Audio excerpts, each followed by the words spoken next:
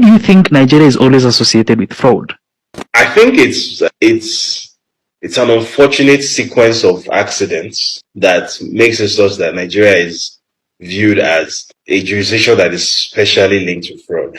So if you look at the actual data, globally, Nigeria is not even, I think, in the top 12 or the top 13 countries for internet fraud globally. However, what Nigeria does have that most other countries don't have is cultural tendency to be very loud, right? So when the North Koreans or the Russians or the Americans or the Chinese, who are by far bigger in the global cybercrime space than Nigerians are, when they are doing their scams worth billions of dollars, you don't hear anything about it. They keep everything they do very quiet. They don't drive flashy cars. You don't see them, right? Even if they live ostentatiously, in closed, gated neighborhoods where you can't see them. They don't have Instagram pages. They keep a low profile. Exactly. In Nigeria, however, you have a guy like Ramon Abbas, who you might know as Hush Puppy, who does a scam for maybe $10 million, right?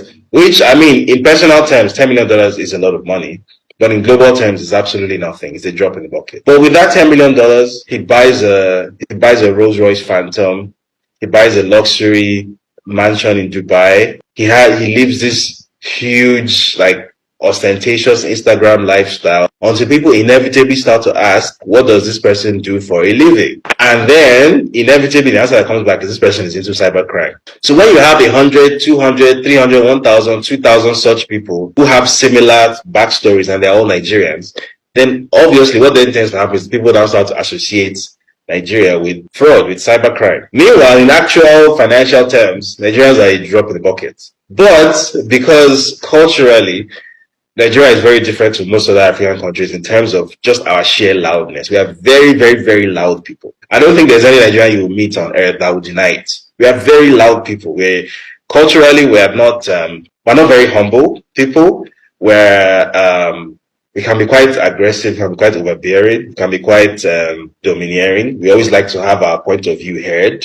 Sometimes that can be a good thing, but this is one of those instances where it is definitely a minus, because that lack of self-awareness, that constant need to be noticed is what has created this unfortunate idea that Nigerians somehow do more cybercrime than others. Nigerians don't actually do more cybercrime than even Ghanaians.